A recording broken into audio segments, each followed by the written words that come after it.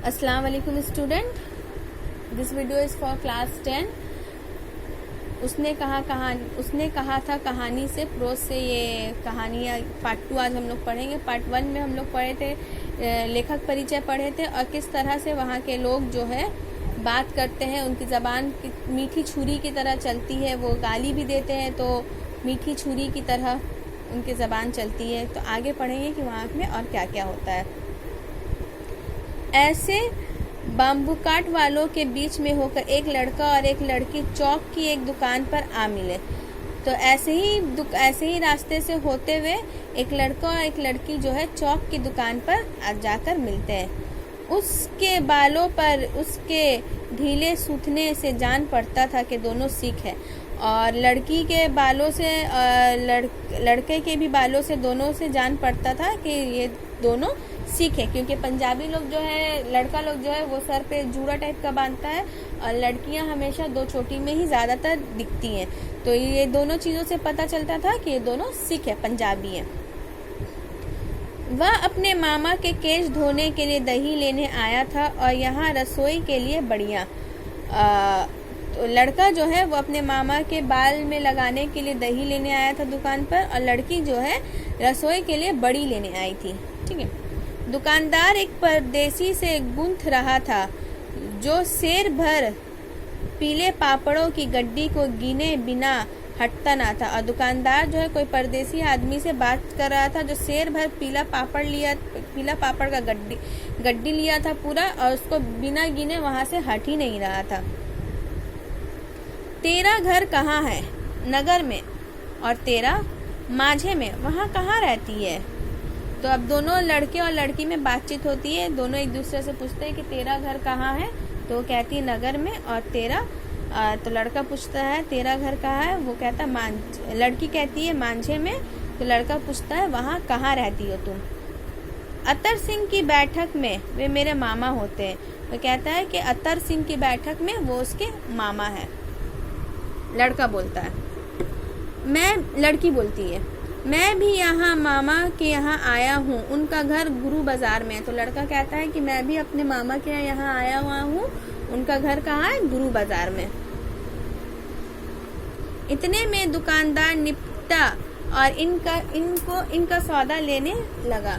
और इतने में दुकानदार वो परदेसी से निपट जाता है, उसका काम हो जाता है, और इनका सौदा इनको जो लेना था, ये लड़के लड़की को जो लेना था वो इनको देने लगा।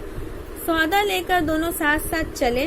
कुछ दूर जाकर लड़के ने मुस्कुराकर पूछा तेरी कुड़माई हो गई?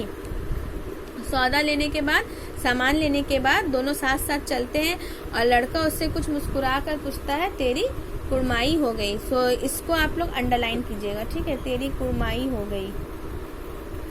इस पर लड़की कुछ आंखें चढ़ाकर धत कहकर दौड़ गई और लड़का मुंह देखता रह गया। तेरी कुड़माई हो गई का मतलब है क्या तुम्हारा एंगेजमेंट हो गया? लड़का उससे पूछता है क्या तुम्हारा एंगेजमेंट हो गया, क्या तुम्हारा बात पक्का हो गया है? तो लड़की उसको आंख चढ़ाकर देखती है और धत कहकर वहां से दौड़कर चली जाती है, और लड़का बेचारा मुंह देखता ही रह जाता है।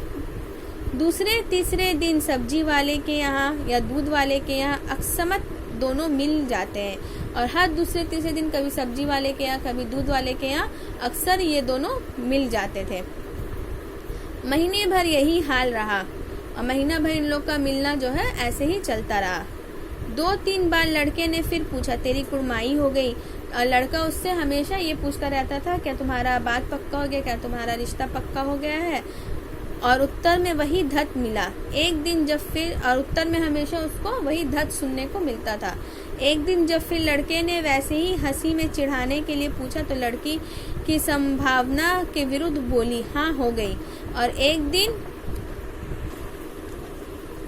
फिर एक दिन जब लड़का उससे पूछता है कि तेरी कुड़माई हो गई, उसको चिढ़ाने के लिए जब पूछता है तो उस दिन क्या लड़की का आंसर जो है वो उसको उसके विरुद्ध मिलता है। वो सोचता है कि वही धत कहकर वो भाग जाएगी, लेकिन उस दिन उसका आंसर कुछ और होता है और वो कहती है हाँ हो गई। कब? लड़का पूछता है कब हुई? कल। देखते नहीं वे रेशम से कड़ा हुआ सालू? तो वो कहती है कि कल हुआ है, देखते नहीं वो रेशम से कड़ा हुआ सालू जो एंगेजमेंट के बाद पंजाब में लड़की लोग कुछ पहनती है। लड़की भाग गई, लड़के ने घर की राह ली और लड़की वहाँ से भाग कर चली जाती है और लड़का अपना घर का राह ले लेता है। रास्ते में एक लड़के को मोरी में ढकेल दिया, एक छबड़ी वाले के दिन भर की कमाई खोई, एक कुत्ते पर पत्थर मारा और एक गोभी वाले ठेले में दूध उंडेल दिया। सामने नहाकर आती हुई किसी वैष्णवी से टकराकर अंधे की उपाधि पाई, तब कहीं घर पहुंचा। तो लड़की का वो आंसर सुनने के बाद लड़का का रिएक्शन जो है बहुत बिगड़ जाता है, लड़का बहुत दुखी हो जाता है। तो जब वो रास्ते में घर जाता है तो एक लड़के को रास्ते में धक्का दे देता, मोरी में वो धक्का लग जाता है उसे, वो मोरी में गिर जाता है। एक छबड़ी वाले का दिन भर का कमाई खा जाता है, कमाई खो देता है, गिरा देता है उसका सामान। एक कुत्ते पर पत्थर मारता है और एक गोभी वाले के ठेले में एक गोभी वाला का ठेला में दूध उंडेल देता है। सामने नहाकर कोई स्त्री आती है तो उससे टकराकर वो अंधे की उपाधि पाता, तो उससे जब वो टकराता है तो वो स्त्री उसको अंधा कहती है। ये सब चीज उसके रास्ते में उसके साथ होता है और तब कहीं जाकर वो घर पहुंचता है। ये जो था कहानी का ये पहला भाग था, ठीक है। इस भाग में हम लोग देखें कि किस तरह से उस एक लड़की से उसकी मुलाकात होती है, वो कहीं ना कहीं उसके मन में उस लड़की के लिए प्रेम जगता है। जब लड़की कहती है कि उसकी कुड़माई हो गई है तो वो बहुत ही दुखी हो जाता है और दुखी होते हुए रास्ते में जाते हुए वो अजीब अजीब तरह की हरकत करता है। ये कहानी का पहला पार्ट था। यहाँ पे कहानी का एक पार्ट खत्म हो जाता है, ठीक है। अब हम लोग कहानी का दूसरा पार्ट पढ़ेंगे, ठीक है। ये पार्ट जो है ये पार्ट से एकदम डिफरेंट है। यहाँ पे एक हिस्सा जो है कहानी का एक पार्ट खत्म हुआ है और ये पार्ट और दूसरा पार्ट में बहुत ही डिफरेंस है, ठीक है। ये कहानी का दूसरा पार्ट है। राम राम ये भी कोई लड़ाई है, दिन रात खंडकों में बैठे हड्डियां अकड़ गई। अब यहाँ पे युद्ध का वर्णन हो रहा है, युद्ध का वर्णन पूरा दिया गया है कि सिपाही किस तरह से युद्ध के दौरान कैसे रहते हैं और क्या क्या उन लोगों को करना पड़ता है।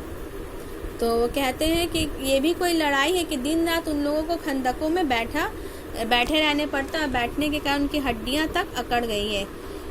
लुधियाना से 10 गुना जाड़ा और मेह और बर्फ, और लुधियाना से यहाँ पे 10 गुना ज़्यादा ठंडा है, बर्फ भी बहुत ज़्यादा है। ऊपर से पिंडलियों तक कीच में धसे हुए हैं, और ऊपर से पिंडलियों मतलब एड़ी के ऊपर वाला जो पार्ट होता है, एंकल के ऊपर वाला पार्ट जो होता है, वहाँ तक जो है उनका पैर जो है कीचड़ में पूरा धसा हुआ है, जमा हुआ है।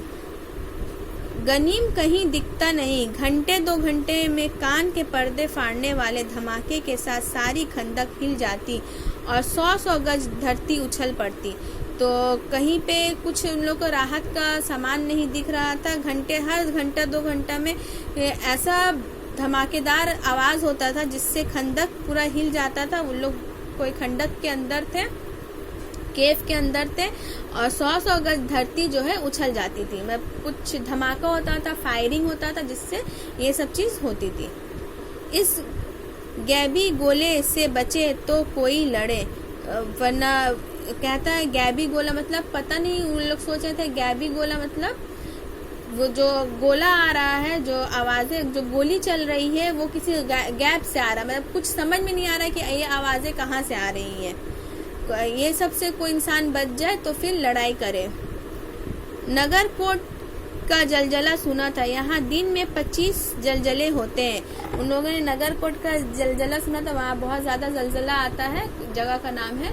लेकिन यहाँ पर जहाँ पे उन लोग लड़ाई के लिए खड़े थे, लड़ाई करे थे जर्मन से, जो जर्मन और भारत से जब लड़ाई हुआ था उस समय की ये घटना का वर्णन किया गया है। तो वो लोग कहते हैं कि ये जो है यहाँ पे दिन भर में 25 बार ऐसे जलजले आते हैं। जो कहीं खंदक के बाहर साफा वो कोहनी निकल गई तो चटक से गोली लगती है, और खंदक के बाहर अगर किसी का हाथ या कोहनी भी निकल जाता है तो झट से गोली चलने लगती है। ना मालूम बेईमान मिट्टी में लिपटे हुए हैं या घास की पत्तियों में छिपे हुए हैं। तो वो कहते हैं कि पता नहीं ये जो बेईमान, जो जर्मन वाले जो हैं, पता नहीं कहाँ पे बैठे हुए हैं, मिट्टी में लिपटे हुए हैं या घास की पत्तियों के पीछे छिपे हुए हैं। यहाँ पे ये जो